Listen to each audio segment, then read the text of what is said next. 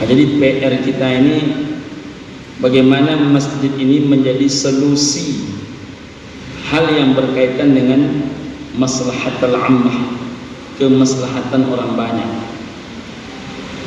Kalau tidak, akhir-akhirnya Pak, masjid hanya menjadi tempat sholat.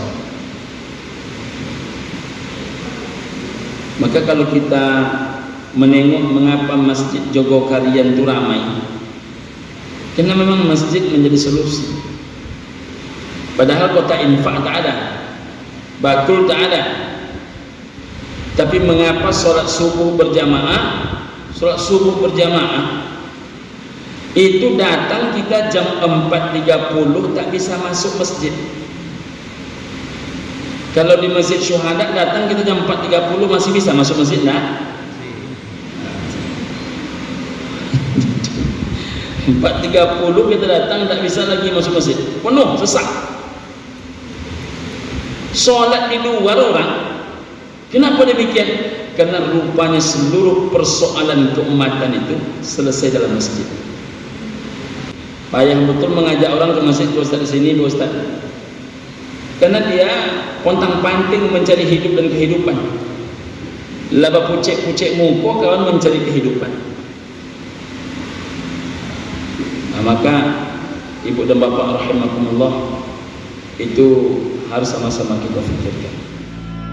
Bismillahirrahmanirrahim. Saya diundang ceramah Ibu dan Bapak di Masjid Al-Huda Sungai Tonang. Ini di daerah Bangkinang.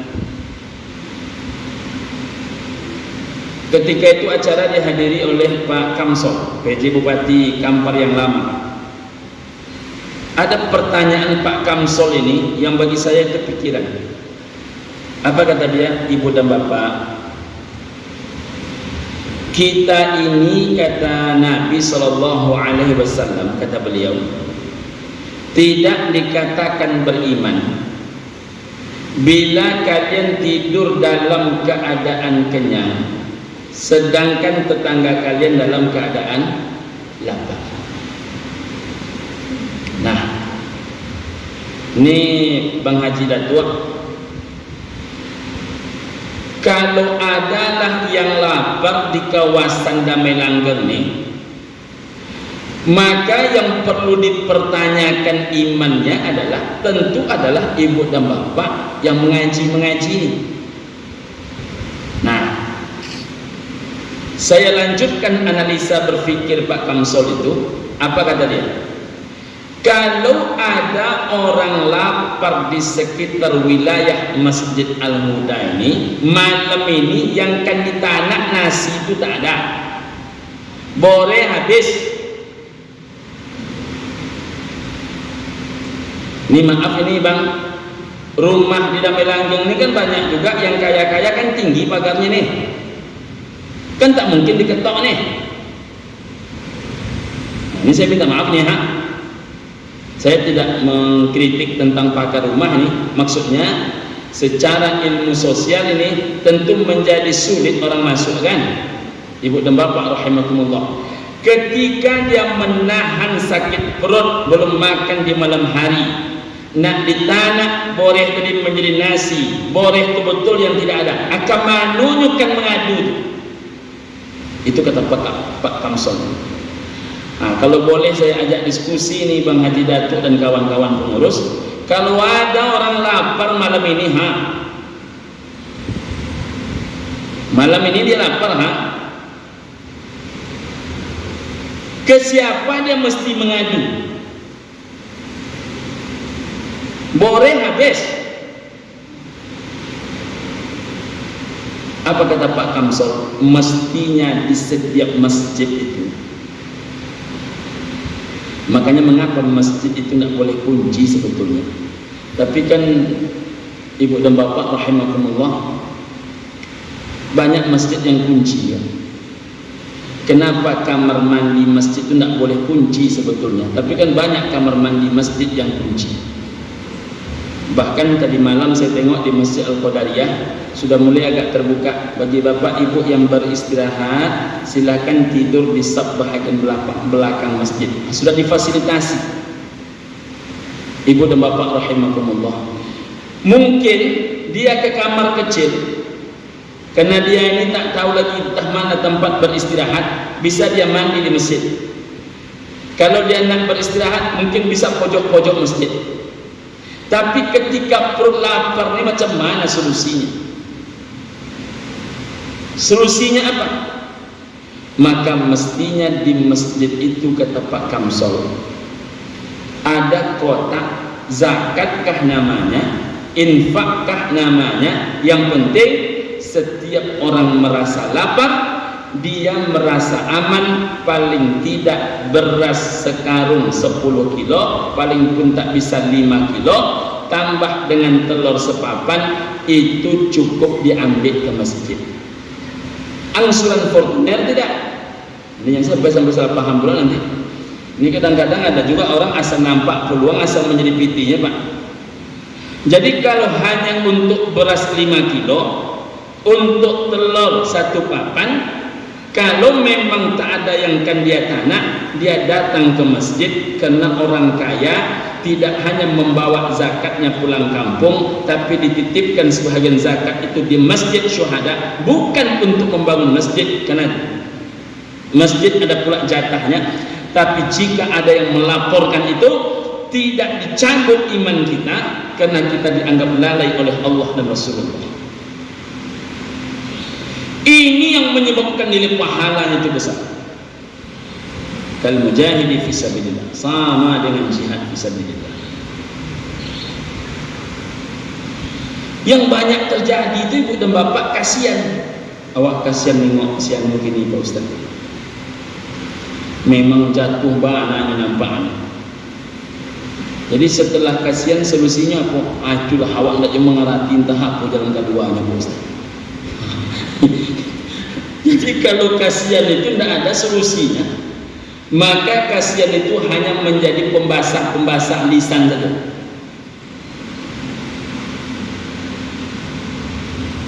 Jadi ibu dan bapak rahimakumullah, ini mesti kita fikirkan, mesti ada terobosan ini. Mudah-mudahan di syuhada sudah ada solusinya. Tapi saya tengok di berbagai masjid-masjid itu, uang anak yatim ada, uang kas masjid ada, uang sosial ada, MDA ada, tapi untuk mengeksekusi bagaimana membuat makan orang tak berberas, itu hampir-hampir saya keliling berbagai masjid tidak ada. Entahlah kalau syuhada. Padahal sekali lagi tidak disebut mereka itu beriman kalau sempat dia tak bisa tidur malam ini. Nah, kita kok tiap waktu ke masjid, ini kan 5 waktu ibu dan bapak datang ke masjid syuhada berjamaah, tapi bekok tidak dikatakan oleh Allah dan Rasulullah beriman. Kan kacau dunia persilatan.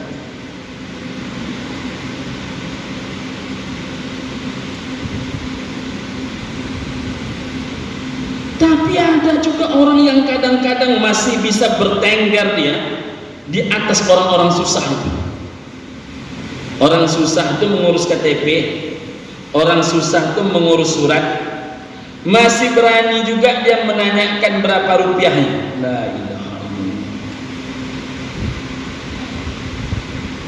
Jadi ibu dan bapak rahimakumullah, terutama ibu dan bapak yang mengeluarkan apapun namanya rekomendasi kah, surat kah, keterangan kah, yang bapak ibu mungkin tak bisa ngasih orang duit, tanda tangan ibu dan bapak itulah yang bernilai duit. Yu'inu dal hajatil malhuf, kata Nabi.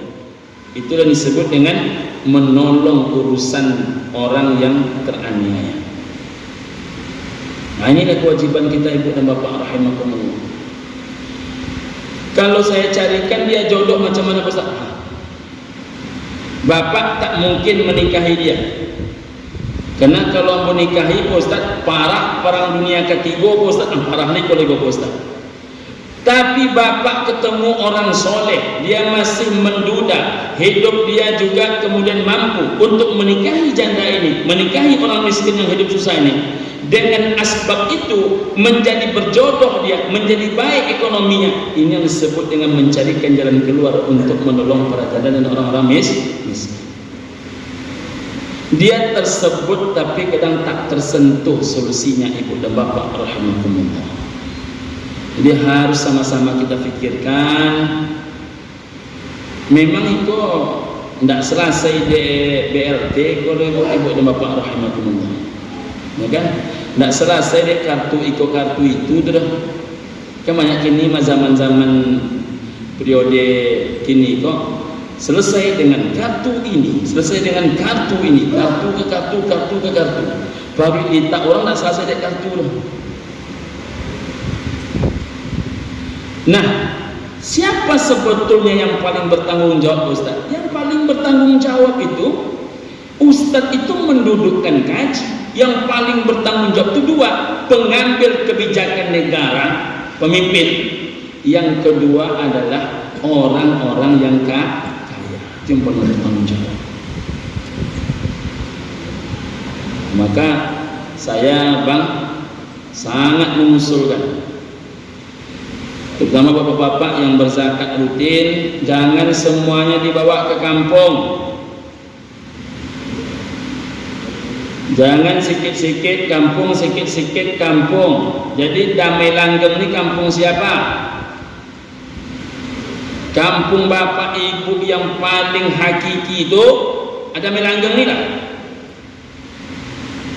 Di sini bapak ibu berumah, di sini beranak pinak, di sini punya rumah tangga, di sini mencari hidup, di sini ke masjid, nampak-nampaknya can-cannya di sini pula calon-calon mati. Jangan bekok cundung kanan jauh nan dakek ko lupa. Contoh orang main HP. Kalau nak bersobok, nak bertemu, nak reuni, lah bersobok tu kawan di reuni main HP ko tu. Yang jauh dia nak berjumpa, setelah berjumpa dia malah sibuk dengan HP dia. Macam tu kadang-kadang kita mengatasi persoalan kehidupan tu ibu dan bapa rahimakumullah.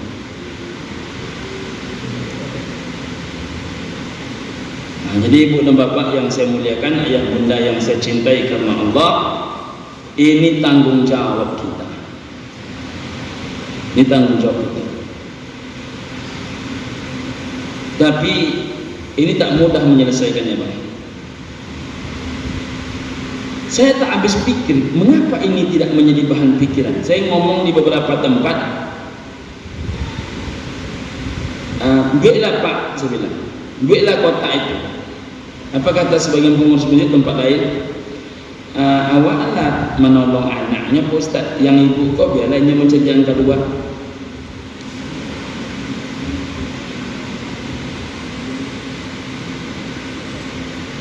Bukan hanya ibu yang dipikirkan. Jadi orang-orang fakir miskin, apalagi kemudian coba tengok oleh abang dan kawan-kawan pengurus, oleh bapak ibu semua, rata-rata yang diberikan oleh orang zakat di bulan suci Ramadan itu zakat mana? Zakat fitrah. Zakat mal ada Ustaz? Betul. Jumlahnya berapa? Sedikit sekali. Tak jauh-jauh Bang Haji Datuk, mohon maaf, andailah 10 orang kaya di Damai Langgeng, saya yakin tak payah mencari 10 orang kaya di Damai Langgeng ni. Andai 10 orang kaya di komplek perumahan Damai Langgeng, tak usah banyak-banyak, mau meninggalkan 1 juta zakatnya di masjid syuhada setiap bulan, maka Bang, tidak ada lagi anak yatim yang tidak terbayar SPP-nya. Tidak ada lagi fakir miskin yang anaknya berkendala ketika masuk untuk uang biaya pendaftarannya. Kini kan kalau nak menangi, kan menangi surangnya Pak. Mengadu ke Dunsana. Dunsana ini Pak, kalau bapiti awak Pak Dunsana. Kalau tidak mapiti Pak, ini mohon maaf ini banyak juga dunsana yang tak kenal dengan dunsananya. Kawan kok dia tepitiadonya Pak, dia tepitiado banyak mengaku kawan. Dia tepitiado. Kalau pitiado Pak nak mengopi, nak mengafe, itu banyak orang mengaku kawan, banyak orang mengaku sekampung, banyak orang mengaku sana. Tapi kalau Bapak terpuruk, bisa Bapak hitung berapa orang yang mau menemani Bapak.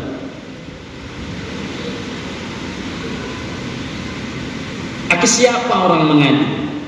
Mestinya masjid menjadi solusi. Cuman itu memulainya Bang Haji Datuk tak mudah tu. Memulai gerakan-gerakan seperti ini tak pula mudah. Tetapi kalau syuhada tak memulai, kalau Arafah tak memulai, Al-Muhajirin Sidomulyo tak memulai, masjid-masjid besar lah, atau masjid-masjid paripurna tak memulai, macam mana masjid-masjid di pojok Sukakarya, pojok Ciptakarya, pojok Purwoda di ujung yang akan memulai? Nah, jadi PR kita ini bagaimana masjid ini menjadi solusi hal yang berkaitan dengan maslahatul ammah, kemaslahatan orang banyak. Kalau tidak, akhir-akhirnya Pak, masjid hanya menjadi tempat sholat. Maka kalau kita menengok mengapa masjid Jogokarian itu ramai, karena memang masjid menjadi solusi. Padahal kota infak tak ada, bakul tak ada. Tapi mengapa sholat subuh berjamaah? Sholat subuh berjamaah itu datang kita jam 4.30 tak bisa masuk masjid. Kalau di Masjid Syuhada datang kita jam 4.30 masih bisa masuk masjid nah? 4.30 kita datang tak bisa lagi masuk masjid, penuh, sesak. Sholat di luar orang. Kenapa demikian? Karena rupanya seluruh persoalan keumatan itu selesai dalam masjid.